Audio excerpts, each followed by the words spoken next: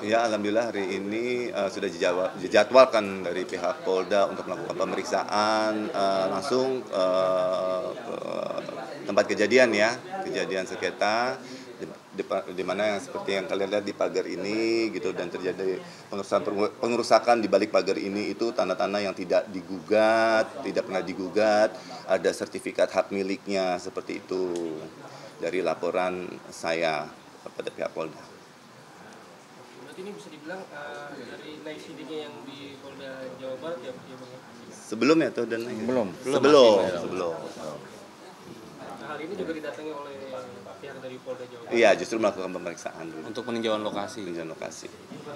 Jadi intinya bahwa kami dari baik kalian kami maupun kami dari tim advokat daripada Bang Atalarik, kami mengapresiasi kinerja Polda. Mereka kerja secara profesional, di mana ketika kami memberikan laporan dan laporan kami diterima dengan baik, kemudian begitu cepatnya, begitu sigapnya dan profesionalisnya Polda Jawa Barat, kami baru buat laporan 1 minggu yang lalu, terus Polda sudah turun lapangan untuk mengecek situasi yang terjadi di lapangan. Apa yang kami laporkan itu betul kejadiannya sama seperti yang kami laporkan atau tidak. Nah itu sebagai barang bukti nanti pada saat penyelidikan nanti. Dan mungkin ya bukti juga bahwa saya menunjukkan bahwa saya berdasarkan alas hak, bukannya mau saya alas hak yang jelas. Jadi bergeraknya saya ini sama sekali benar-benar berdasarkan paper yang ada ya, alas hak yang jelas ya gitu loh. Jadi makanya alhamdulillah juga dari Kaniko, ada Sofyan juga ini terus bergerak karena apa? Karena memang alas hak dari pihak saya itu memang jelas gitu loh. Makanya biar sejengkal juga diperjuangkan. Kalau memang sejengkal itu bukan milik saya juga, ini makanya mau diperiksa. Saya juga nggak mau gitu kan, urusannya masuk tanah nih, masuk kubur, saya juga nggak mau. Kita luruskan semuanya. Itu maksudnya kedatangan. Tapi Bang Niko, pasal apa sih yang Pasal 406 pengerusakan, pasal 363 pencurian, terus pasal 167 penyerobotan. Dan inilah yang sedang terjadi saat ini. Kita lihat bahwa pagar itu, kalian lihat di belakang ini. Pagar ceng udah masuk ke pekarangan orang. Terus tanam tumbuh juga yang ada di dalamnya yang sudah puluhan tahun ditebang, kayunya dibawa. Nggak tahu sekarang di mana kayunya nih. Karena ada laporan polisi masih ada tersisa sedikit. Ya kan? Nah, mereka nyerobot ini masuknya. Selain pengusakan ada pencurian juga. Dan itu ancamannya di atas 5 tahun itu, 7 tahun itu ancamannya. Pencurian sendiri kata lain mungkin untuk total kerugian berapa sih? Ya kurang lebihnya pasnya belum tahulah yang Kemarin dibuat di 81 miliar. Ya, yang dimaksudkan oleh saya itu 1 miliar. Berupa apa aja? Ya bentuk pengerusakannya, pencuriannya, penyerobotan. Jadi istilahnya apa ya? Imaterial juga ya? Ya, material dan imaterial. Material dan imaterial. Karena keluarga di sini juga terganggu, psikisnya terganggu, anak-anaknya, mamanya, kasihan kan. Jadi semuanya itu dihitung semua. Tapi ada kayu yang tersisa tadi masih ada? Ya karena saya kan sempat udah on air juga kan ya. Jadi mereka nggak lanjut angkut, Sempat kita somasi juga. Tapi sampai kita somasi juga, semuanya udah kita sempat somasi. Nah baru mereka stop tuh kerjanya gitu loh. Tempat ada bukti 2 foto kendaraan ya udah sempat keluar dari halaman ini. Udah kita lampirkan juga. Sudah dilaporkan juga, betul. Tapi itu prosesnya dari kapan sih? Dari mereka masuk terus akhirnya sempat dihentikan gitu? Udah dari proses sampai sebulan yang lalu, Agustus. Hampir 2 bulan.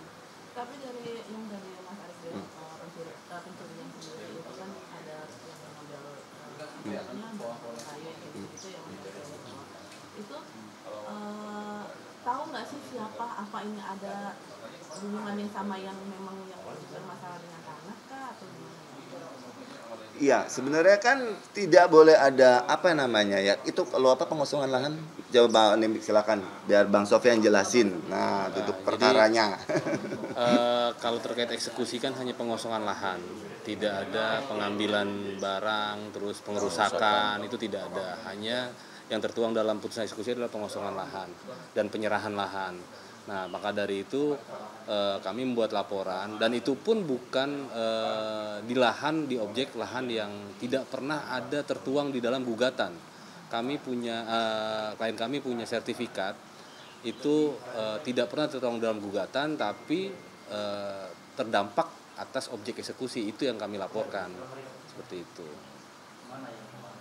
Jadi intinya begini, bahwa harusnya kan mereka pada saat mereka lakukan eksekusi dan pemagaran itu sesuai dengan putusan pengadilan.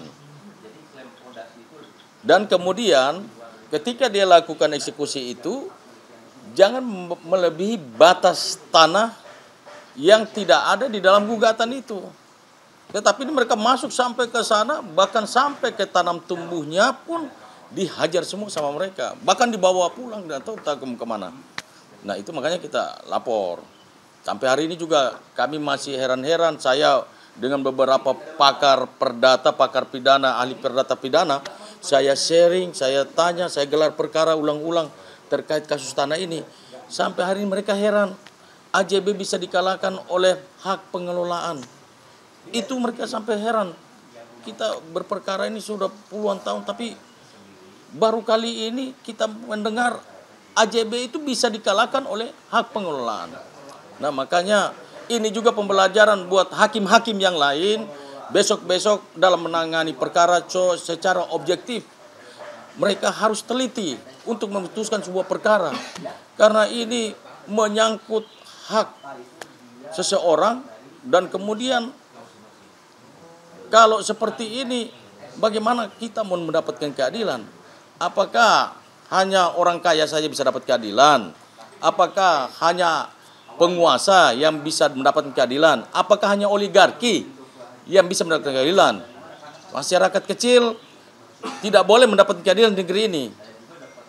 Jadi jangan sampai yang punya uang saja yang bisa mendapatkan keadilan di negeri ini. Kita di mata hukum itu semuanya sama. Jadi ya saya tambahkan, saya sebagai rakyat biasa di Republik Indonesia,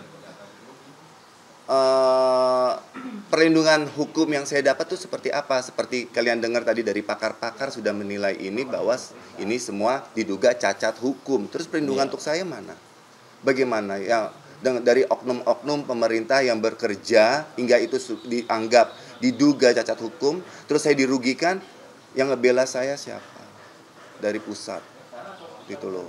Mudah-mudahan ini dengar ya dari Bapak Presiden semua, sampai di DPR semua. Terus perlindungan hukum terhadap rakyatnya mana? Saya menuntut perlindungan hukum untuk saya gitu loh, untuk mengembalikan semua hak saya. Tapi setelah ada laporan ini, apa sudah ada etikat baik dari pihak sebelah untuk mendatangi Atalaris Amerika, atau sampai sekarang belum ada? Apa nanti akan bertemu aja deh di sana gitu? Ya, seperti yang pernah saya utarakan, memang kalau dari awal nggak seperti ini jadinya, karena memang mediasi itu selalu keras. Yang bisa saya rasakan dari pihak saya itu keras banget gitu, mereka kaku sekali gitu. Jadi dibilang mediasi itu benar-benar nggak ada, nol sama sekali. Jadi ini udah masuk proses hukum, jadi negara kita kan negara hukum, jadi kita jalanin aja proses hukumnya. Ya apa yang mereka perbuat ya mereka harus tanggung akibatnya. Ya. Ini kan setelah kedatangan dari pihak Polda sendiri kemarin, apalagi sih Bang, maksudnya ke depannya tahapnya apa lagi yang akan dilakukan? Ini kan baru pemeriksaan awal ini. Nanti ada pemeriksaan berikutnya dari Polda lagi, pemeriksaan lapangan. Karena Polda juga kan nggak mau salah.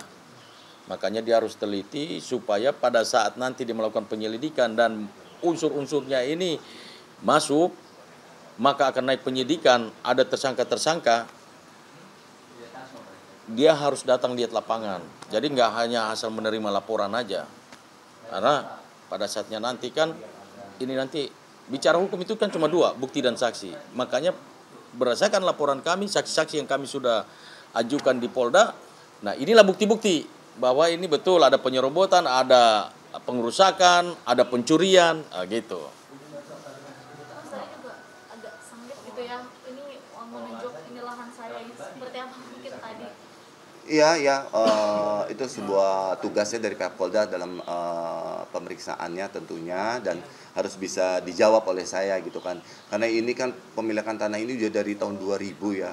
Jadi batas-batasnya itu udah saru karena keadaan alam segala macam, atau ya lagi diperiksa aja batas-batas yang pas supaya tidak salah aja. Karena sempat tegang juga nih. Ya, karena memang antara kenyataan sama surat itu kan ya perbedaannya seberapa jauh gitu, makanya nanti mungkin kemungkinan ya akan ada pengukuran ulang ya atau Ulang dari apa BPN, nanti kita diajukan mungkin libatkan Ya. dari BPN. secara resmi lagi gitu. Jadi nanti dari pihak kami bersurat ke BPN, pihak Polda juga nanti bersurat ke BPN untuk ukur ulang. Nah, Terkait sertifikat-sertifikat Terkait yang, sertifikat yang klien kami miliki ya. Kemarin jadi hadirkan saksi ada Pak RT juga ya Pak? Ya, ada semua saksi, tetangga juga ada nanti semua. tangga tukang kebon semuanya. Sudah ada semua.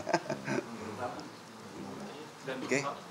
kalau misalkan dari kasus ini kan yang terganggu bukan cuma Mas Tarik doang ya, maksudnya keluarga yang ada di rumah juga terganggu. Nah, seperti apa Mas, misalnya dari awal ini udah diusik terus sampai sekarang, bagaimana Mas? Maksudnya dari keluarga sendiri, apa yang dirasain gitu selama proses ini? Ya, intinya itu secara imaterial psikologi mereka terganggu ya, karena pembangunan ini berapa rusuhnya ini tuh sangat terganggu kami di dalam gitu loh, tidak tenang. Pohon yang tadinya menahan matahari barat ini semua sudah kosong semua, jadi ini rumah jadi panas gitu kan ya, segala macam, jadi udah tidak nyaman. Dan ya mereka ya semua menaruh harapan dengan